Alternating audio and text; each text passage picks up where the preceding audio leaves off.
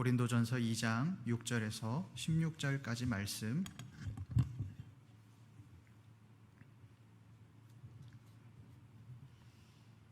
함께 읽겠습니다.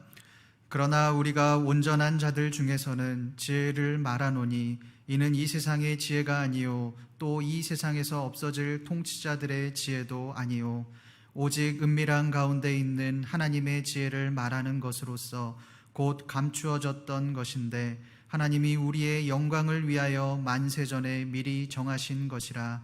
이 지혜는 이 세대의 통치자들이 한 사람도 알지 못하였나니 만일 알았더라면 영광의 주를 십자가에 못 박지 아니하였으리라. 기록된 바 하나님이 자기를 사랑하는 자들을 위하여 예비하신 모든 것은 눈으로 보지 못하고 귀로 듣지 못하고 사람의 마음으로 생각하지도 못하였다 함과 같으니라. 오직 하나님이 성령으로 이것을 우리에게 보이셨으니 성령은 모든 것 곧 하나님의 깊은 것까지도 통달하시느니라. 사람의 일을 사람의 속에 있는 영 외에 누가 알리요? 이와 같이 하나님의 일도 하나님의 영 외에는 아무도 알지 못하느니라. 우리가 세상의 영을 받지 아니하고 오직 하나님으로부터 온 영을 받았으니 이는 우리로 하여금 하나님께서 우리에게 은혜로 주신 것들을 알게 하려 하심이라. 우리가 이것을 말하거니와 사람의 지혜가 가르친 말로 아니하고 오직 성령께서 가르치신 것으로 하니 영적인 일은 영적인 것으로 분별하느니라. 육에 속한 사람은 하나님의 성령의 일들을 받지 아니하나니 이는 그것들이 그에게는 어리석게 보임이요 또 그는 그것들을 알 수도 없나니 그러한 일은 영적으로 분별되기 때문이라. 신령한 자는 모든 것을 판단하나 자기는 아무에게도 판단을 받지 아니하느니라. 누가 주의 마음을 알아서 주를 가르치겠느냐? 그러나 우리가 그리스도의 마음을 가졌느니라. 아멘.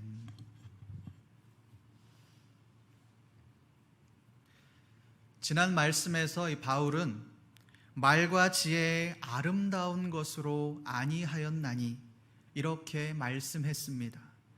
바울은 말과 지혜, 자신이 가진 지혜와 지식으로 헬라인들에게 복음을 전하면 그들이 교회로 몰려들 것을 이미 알고 있었습니다. 그러나 바울은 내 말과 전도함이 설득력 있는 지혜의 말로 하지 아니하고 성령의 나타나심과 능력으로 하여라고 말씀합니다. 이 말은 자신의 지혜나 지식을 전하는 것이 아니라 오직 나는 복음만을 전하겠다라고 하는 것입니다. 바울이 왜 이렇게 말합니까? 복음의 능력이 있고 복음의 성령의 역사가 있기 때문입니다.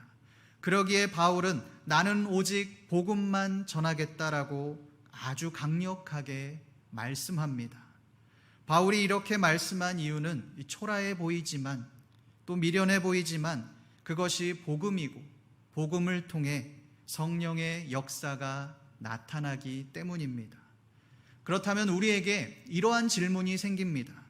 과연 성령이란 무엇일까? 무엇인가 하는 그러한 질문입니다. 여러분이 성령이 무엇입니까? 이것이 오늘 말씀에서 이 바울이 우리에게 이야기하고자 하는 것입니다. 오늘 말씀을 통해 이 성령은 무엇이고 또한 성령으로 사는 삶은 어떠한 삶인지 우리가 알아보겠습니다. 6절부터 7절 말씀을 함께 보겠습니다.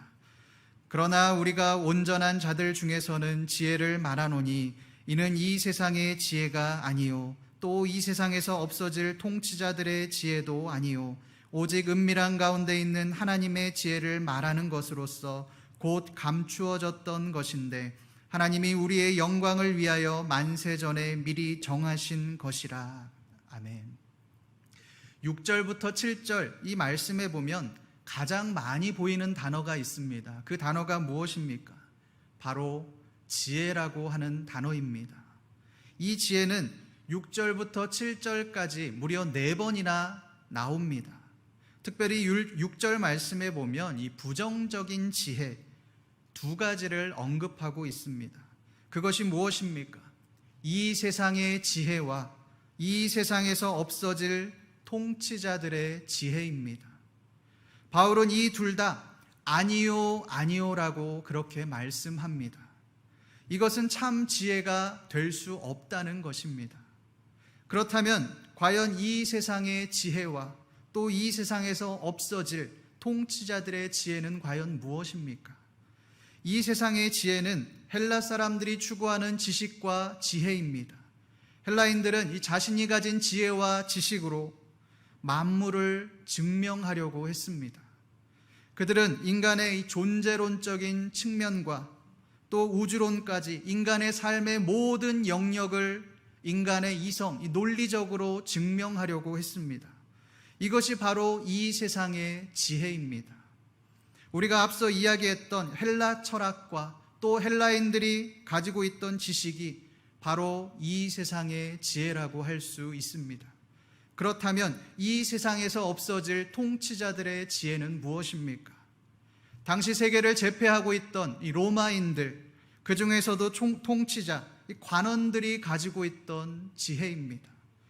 그들이 가지고 있던 철학과 지식은 스토아 철학이라고 하는 그 사상, 철학적인 사상을 바탕으로 이루어져 있었습니다. 스토아 철학의 특징은 두 가지로 나뉘게 됩니다. 첫 번째는 인간의 모든 운명은 숙명적으로 정해져 있다라고 하는 것입니다. 스토아 철학의 기본은 기본적으로 숙명론입니다. 우주의 섭리와 모든 인간의 운명은 이미 숙명적으로 정해 있기 때문에 인간이 할 수 없는 부분에 대해서는 미련을 갖지 말아라. 그리고 신의 권위에 순종하라는 것입니다. 어떻게 보면 아주 신앙적이고 지혜로운 것처럼 보입니다. 그러나 바울은 이것이 참 지혜가 아니라고 말씀합니다. 두 번째, 이 스토아 철학의 특징은 모든 인간은 동등하다라는 인식을 가지고 있었다라고 하는 것입니다. 인간의 역사를 되돌아봤을 때 모든 세계를 제패했던 그 제국의 특징은 식민지를 지배하고 그들을 통제하려고 한다라고 하는 것입니다. 자신들의 문화와 종교, 이념들을 강요하고 그들에게 심어주어 뼛속까지 자신들을 따르도록 그렇게 했습니다.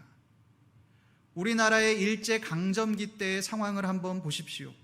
일본은 우리에게 창씨 계명을 지시했습니다. 우리나라의 이름 석자, 그것을 정체성을 빼앗아 가버린 것입니다. 뿐만 아니라 이 우리나라의 말로 교육을 할 수 없도록 그렇게 만들었습니다.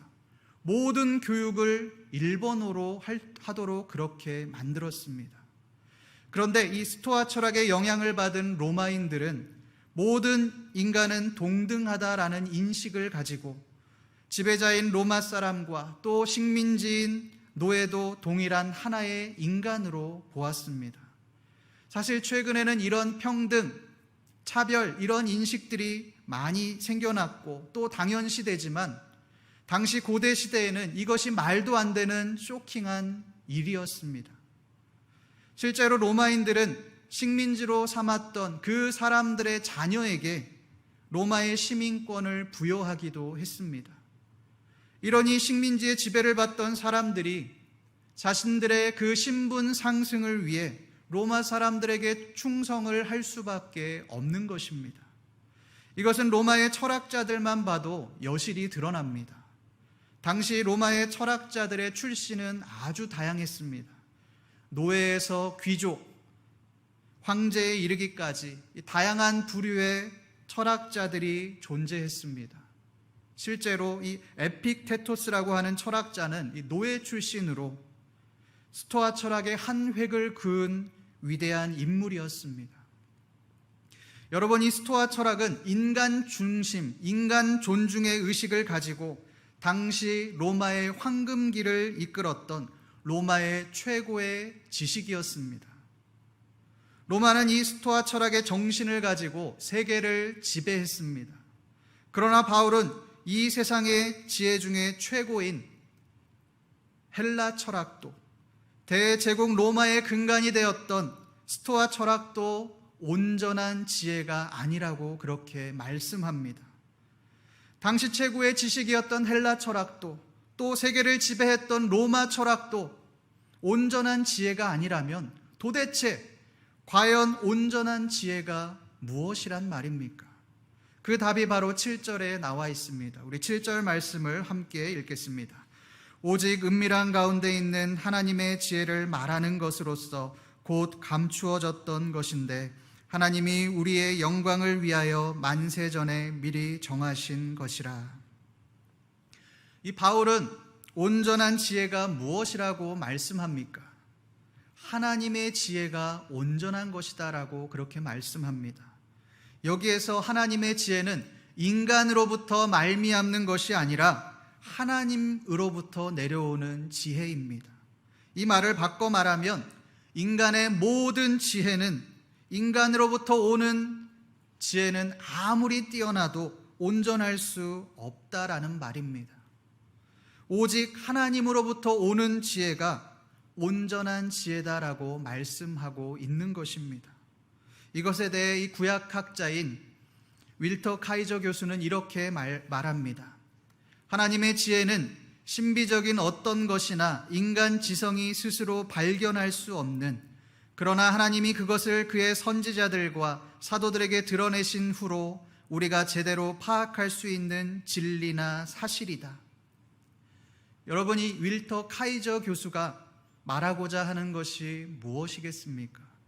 하나님의 지혜는 인간의 지성으로 도저히 발견할 수 없다라고 하는 것입니다. 하나님이 선지자들이나 사도들을 통해서 드러내셔야만, 우리에게 계시하셔야만 우리가 알 수 있다라고 하는 것입니다. 오늘 말씀도 동일한 맥락으로 말씀하고 있습니다. 7절 말씀에 보면 이 하나님의 지혜의 특징이 나옵니다. 여러분이 하나님의 지혜의 특징이 무엇입니까? 은밀한 가운데 있는 하나님의 지혜, 그리고 감추어졌던 것입니다. 여러분이 은밀한이라는 단어는 언제 씁니까? 다른 사람들이 모르는 것을 말할 때 사용합니다. 뭔가 사람들이 알지 못하는 그런 은밀한 일들을 말할 때, 그런 것들을 이야기할 때 쓰는 단어가 바로 은밀이라는 단어입니다. 감추어졌다는 말도 마찬가지입니다. 누군가 의도적으로 다른 사람들이 알지 못하기 위해, 그렇게 하기 위해 감추었을 때 감추어졌다라는 말을 사용합니다. 하나님의 지혜의 특징을 한마디로 말하자면 사람이 발견할 수 없다라는 것입니다. 왜 그렇습니까? 하나님께서 은밀하게 감추어 놓으셨기 때문에 그렇습니다. 하나님은 사람들이 하나님의 지혜를 알 수 없도록 감추어 놓으셨습니다. 8절 말씀을 한번 보십시오. 이 지혜는 이 세대의 통치자들이 한 사람도 알지 못하였나니 만일 알았더라면 영광의 주를 십자가에 못 박지 아니하였으리라. 이 지혜는 이 세대의 통치자들이 한 사람도 알지 못하였나니, 하나님의 지혜는 아무리 스토아 철학과 또 강력한 힘으로 세계를 제패한 로마의 지식인이라고 할지라도 도저히 알 수가 없다는 것입니다. 말씀은 한 사람도 알지 못한다라고 말씀합니다. 그 증거가 바로 예수 그리스도를 십자가에 못 박은 사건이라는 것입니다. 여러분, 예수님을 십자가에 못 박도록 선고했던 사람이 누구입니까? 본디오 빌라도입니다. 본디오 빌라도는 이 로마의 황제였던 티베리우스의 명을 받아 유대와 사마리아 지역을 다스리던 총독이었습니다. 그는 뼛속까지 로마 사람이었습니다. 로마의 지식을 가지고, 로마의 배경을 가지고 살아온 사람이 바로 빌라도입니다. 그런 그가 유대인들이 예수님을 십자가에 못 박으라고 그렇게 이야기하자 십자가형을 선고했습니다. 예수님을 십자가에 못 박아 버린 것입니다. 여러분, 이것이 무엇을 뜻합니까? 로마의 그 고차원적인 지식을 가졌던 유대 총독 빌라도도 결국 하나님의 지혜를 깨닫지 못했다라고 하는 것입니다. 하나님께서 은밀하게 감추어둔 그 지혜들을 발견하지 못하고 하나님의 아들 예수 그리스도를 십자가에 못 박아 버렸습니다. 바리새인들은 또 어떻습니까? 예수님을 죽이기 위해 혈안이 되었던 사람들이 바로 바리새인들입니다. 빌라도가 예수 그리스도를 보고 이 사람은 죄가 없다라고 이야기함에도 끝까지 십자가에 못 박으소서, 십자가에 못 박으소서라고 소리를 지르며 충동질했던 사람들이 바로 바리새인들이었습니다. 예수님의 일거수일투족을 예의주시하며 언제 예수를 죽일 수 있을까를 노리고 있었던, 그 기회만 찾고 있었던 사람들이 바로 바리새인들이었습니다. 그런데 여러분, 그들은 아이러니하게도 유대 최고의 엘리트들이고 지식인들이었습니다. 그냥 지식이 아닙니다. 하나님, 이 여호와에 관한 말씀에 관한 그러한 지식인들이었습니다. 누구보다 하나님의 말씀을 잘 알고 누구보다 이 말씀에 대해서 뛰어난 지식을 가지고 있던 사람들이었습니다. 하나님의 지혜와 계시를 누구보다도 더 잘 알아야 하는 그러한 바리새인들이 하나님의 아들 메시아 예수 그리스도를 알아보지 못했습니다. 예수님을 십자가에 못 박아 버렸습니다. 어떻게 이런 일이 일어났습니까? 하나님의 지혜와 계시를 깨닫지 못했기 때문입니다. 9절 말씀은 이것을 이렇게 말씀합니다. 기록된 바 하나님이 자기를 사랑하는 자들을 위하여 예비하신 모든 것은 눈으로 보지 못하고 귀로 듣지 못하고 사람의 마음으로 생각하지도 못하였다 함과 같으니라. 하나님이 자기를 사랑하는 자들을 위하여 예비하신 것, 이것은 바로 예수 그리스도입니다. 예수 그리스도를 통해 인류를 구원하시고자 하는 하나님의 계시를 깨닫지 못했다는 것입니다. 예수님을 눈앞에 보고도 보지 못하고 예수님의 말씀을 듣고도 듣지 못하고 함께 있음에도 예수님을 하나님의 아들인 것을 깨닫지 못했습니다. 왜 그렇습니까? 그들은 하나님의 지혜가 아니라 사람의 지식으로 예수님을 이해하려고 했기 때문에 그렇습니다. 그들의 생각으로는 하나님의 아들이라면 인간의 모습, 나약한 인간의 모습으로 오면 안 되는 겁니다. 하나님의 아들이 가진 권세와 능력으로 우리를 괴롭게 하고 우리를 힘들게 하는 그 로마를 쓸어버려야 하는 겁니다. 그런데 예수님의 모습은 너무도 나약했습니다. 어떻게 하나님의 아들이 십자가에 못 박혀 죽을 수가 있습니까? 이것은 인간의 이성으로는 이해할 수 없는 일입니다. 있을 수가 없는 일입니다. 그러니 예수님을 십자가에 못 박을 수밖에 없는 것입니다. 그렇다면 우리가 어떻게 하나님의 지혜를 발견할 수 있습니까? 어떻게 하나님의 계시를 깨달을 수 있습니까? 우리 12절 말씀을 함께 보겠습니다. 우리가 세상의 영을 받지 아니하고 오직 하나님으로부터 온 영을 받았으니 이는 우리로 하여금 하나님께서 우리에게 은혜로 주신 것들을 알게 하려 하심이라. 하나님으로부터 오는 영, 성령을 받아야만 우리가 하나님의 지혜를 발견하게 되고 또 깨닫게 되고 그것이 믿어지게 되는 것입니다. 이것을 깨닫게 하는 것은 인간의 지식이나 이성이 아닙니다. 우리의 생각이 아닙니다. 오직 성령을 통해서만 이것이 가능케 되어집니다. 성령이 우리에게 임해야만 우리가 하나님께서 주신 그 하나님의 은혜들을 깨닫게 되는 것입니다. 사도행전 9장에 보면 하나님은 아나니아에게 회심한 바울을 이렇게 소개하고 있습니다. 가라, 이 사람은 내 이름을 이방인과 임금들과 이스라엘 자손들에게 전하기 위하여 택한 나의 그릇이라. 이 말을 들은 아나니아는 하나님 앞에 이렇게 말합니다. 하나님께서 직접 보시지 않았습니까?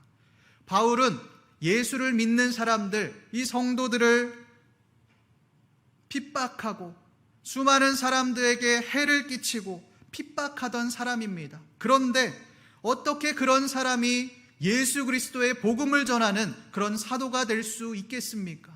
하나님 앞에 이렇게 따져 묻습니다. 그러나 결국 아나니아는 하나님의 말씀에 순종하여 바울에게 나아갑니다. 그때 아나니아가 바울에게 하는 말이 이렇습니다. 내가 오는 길에서 나타나셨던 예수께서 나를 보내어 너로 다시 보게 하시고 성령으로 충만하게 하신다. 너로 다시 보게 하시고 성령으로 충만하게 하신다. 성령이 나에게 임하니 바울을 다시 보게 되었다는 말입니다. 인간의 생각으로 바울은 그리스도인들을 핍박하던 자들입니다. 용서받지 못할 자입니다. 사도는커녕 그리스도인이 될 자격도 없는 자가 바로 바울입니다. 그러나 이 아나니아에게 성령이 임하시니, 성령이 충만하게 되니 하나님께서 이 바울을 사용하셔서 복음 전파를 이루실 놀라운 하나님의 계획을 보게 되었다라고 하는 것입니다. 성도 여러분, 우리가 성령을 받아야 하는 이유가 무엇입니까? 우리가 성령을 받아야만 하나님의 뜻을 분별할 수 있기 때문에 그렇습니다. 성령이 우리에게 임해야만 하나님의 계시와 계획을 볼 수 있기 때문입니다. 우리 13절 말씀 함께 보겠습니다. 우리가 이것을 말하거니와 사람의 지혜가 가르친 말로 아니하고 오직 성령께서 가르치신 것으로 하니 영적인 일은 영적인 것으로 분별하느니라. 이 13절 말씀과 같이 오직 성령이 우리 안에 임해야지만 하나님의 계시와 계획이 우리에게 깨달아지게 되는 것입니다. 성도 여러분, 교회는 세상의 방법으로 살아가는 곳이 아닙니다. 하나님의 방법으로 살아가는 곳입니다. 세상의 방법이 무엇입니까? 약육강식, 강한 자가 약한 자를 찍어 누르는 것입니다. 강자가 약자를 무시합니다. 교회는 이러한 세상에 거부하며 살아가야 합니다.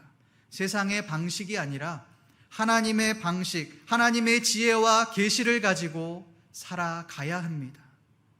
어느 순간부터 교회는 이 세상의 방식이 들어오기 시작했습니다. 하나님이 주인이 아니라 사람이 주인이 되었습니다. 하나님을 통해, 신앙을 통해 가지게 된 그 권력을 하나님이 아니라 자신을 위해 사용하게 되었습니다. 성도 여러분, 교회는 그런 곳이 아닙니다. 내 뜻대로 나를 위해, 내 만족을 위해 신앙생활하는 곳이 아닙니다. 성령께서 가르치신 대로 행하는 곳이 바로 교회입니다. 성령이 우리에게 임하면, 복음이 우리에게 임하면 우리는 계급을 초월하게 됩니다.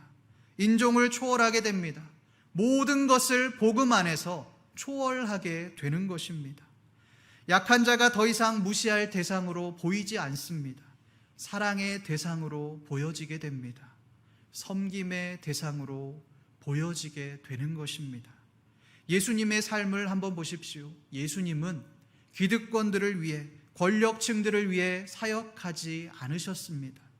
오히려 소외되고 연약한 자들, 진정 복음이 필요한 자들, 삶의 무게가 중한 자들을 위해서 그들을 품어주시고 끝까지 사랑해 주셨습니다. 그들을 품으시고 그들을 위해 사역을 감당하셨습니다. 이것이 바로 성도가 가져야 할 마음입니다. 그렇다면 우리가 성령으로 살아가게 되면 우리에게 어떤 일이 일어납니까? 16절 말씀을 함께 보겠습니다. 누가 주의 마음을 알아서 주를 가르치겠느냐? 그러나 우리가 그리스도의 마음을 가졌느니라. 우리가 성령으로 살아갈 때, 성령께서 주시는 마음을 가지고 살아갈 때 우리는 그리스도의 마음을 가지게 됩니다. 이 마음이라고 하는 것은 정신을 의미합니다. 우리가 성령으로 살면 그리스도를 닮아가는 삶을 살아가게 됩니다. 그렇게 살아갈 수밖에 없습니다. 정신이 육체를 지배한다는 말이 있습니다. 이 말은 우리가 올바른 정신을 가지고 살면 그 몸은, 그 육체는 자연스럽게 따라오게 된다는 말입니다. 마찬가지로 우리가 성령을 통해 그리스도의 정신, 그리스도의 마음을 가지고 살아가면 우리는 그리스도를 닮아가는 삶을 살아갈 수밖에 없습니다. 여러분이 그리스도를 닮아가는 삶은 어떤 삶입니까? 세상에서 보기에 미련한 삶입니다. 또 손해보는 삶입니다. 사람들로부터 손가락질 받고 핍박을 받는 삶일 수도 있습니다. 그러나 예수님의 마음을 가지고 그것을 묵묵히 감당하는 것입니다. 그리스도의 선한 영향력을 나타내는 삶입니다. 얼마 전이 저에게 있었던 일입니다. 제가 교회에서 얻어주는 이 사택으로 전세로 살고 있는데 처음에 계약할 때 명의가 제 명의로 되다 보니 세금도 많이 내야 되고 여러 가지로 굉장히 불편한 겁니다. 소명을 하면 되는데 소명을 하는 과정도 굉장히 복잡하고 전화도 많이 해야 되고 여러 가지 불편한 점들이 많이 있는 겁니다. 그러다가 이 중간에 집주인이 바뀌게 되어서 계약을 새로 할 수 있는 그런 기회가 왔습니다. 장로님께 말씀을 드리고 이 명의를 교회 명의로 바꾸는 것으로 하고 명의를 이전하기로 했습니다. 그렇게 명의를 바꿔서 주인과 계약서를 작성하고 사인을 하고 집에 왔는데 갑자기 집주인이 전화가 온 겁니다. 그러면서 이렇게 말합니다. 나는 절대로 교회와 계약할 수 없다. 어떻게 이런 일이 있을 수 있냐? 마음대로 이렇게 계약하는 경우가 어딨냐? 왜 마음대로 계약자를 바꾸느냐? 나는 교회가 아니라 당신과 계약할 테니 하루속히 빨리 그 계약서를 나에게 가지고 와라. 여러분이 얼마나 황당합니까? 저는 당황스럽기도 하고 황당하기도 해서 이걸 어떻게 해야 할지 고민을 했습니다. 이미 계약서는 다 썼고 계약서를 반납하면 내가 이 세금을 더 내야 되는 상황이 올 수도 있고 국가에서 제공하는 장려금을 받는데 어려움을 겪는 상황이 올 수도 있는데 어떻게 해야 하나? 그럴 거면 그 자리에서 도장을 찍지 말든지 왜 이렇게 이야기를 하나? 이런 생각이 들었습니다. 그러다가 한편으로 저에게 이런 생각이 드는 겁니다. 나는 계약서를 다시 갖다 줄 의무가 없는데 그냥 돌려주지 말고 그냥 확정일자 받아서 내가 하고 싶은 대로 내 얻을 것을 얻을까? 이런 생각을 하다가 문득 제 마음에 이런 마음이 드는 겁니다.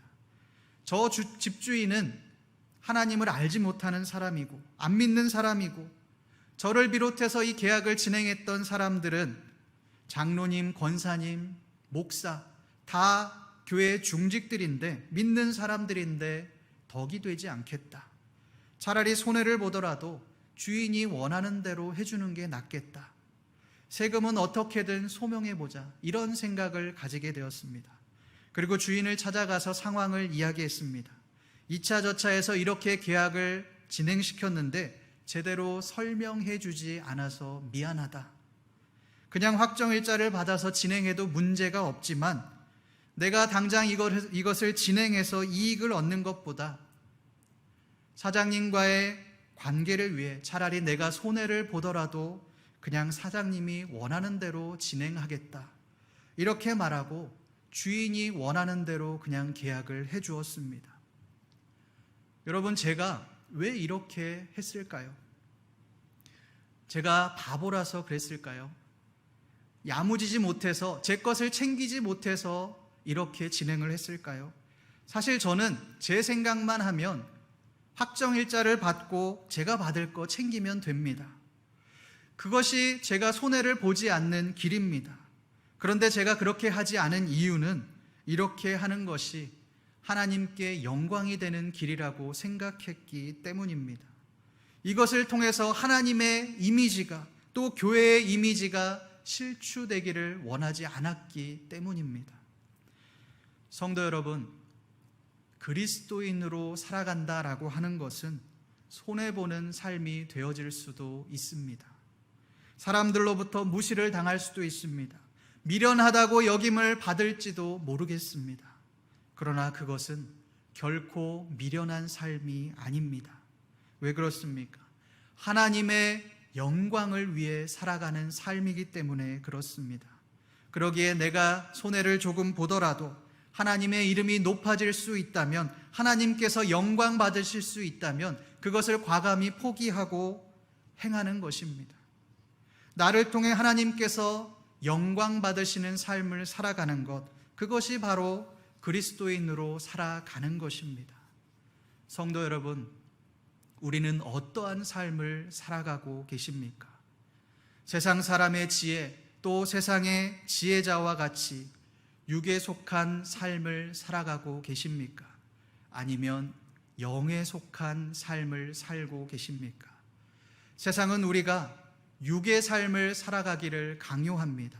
세상의 방식, 세상의 지혜로 자신의 이득을 챙기는 삶이 지혜로운 삶이다라고 그렇게 말합니다. 그리고 그렇게 살지 못하는 사람들을 향하여 바보 취급하며 무시하는 것을 우리가 봅니다. 그러나 기억하십시오. 우리의 정체성은 육신대로 살아가는 삶이 아니라 영으로 사는 삶입니다.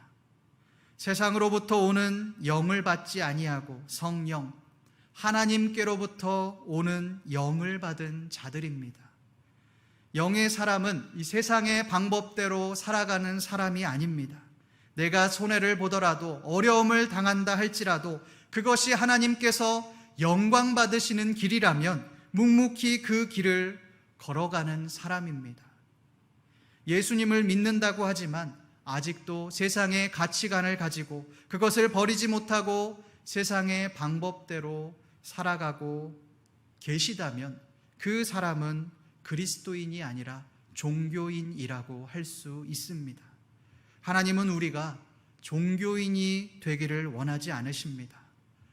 그리스도의 복음을 가지고 살아가는 그리스도인이 되기를 원하십니다. 성도 여러분, 우리가 종교인으로 살아가지 말고 그리스도인으로 살아가시기를 소망합니다. 세상의 사람이 아니라 하나님의 사람으로 살아가시는 그러한 귀한 성도님들 되시기를 소망합니다.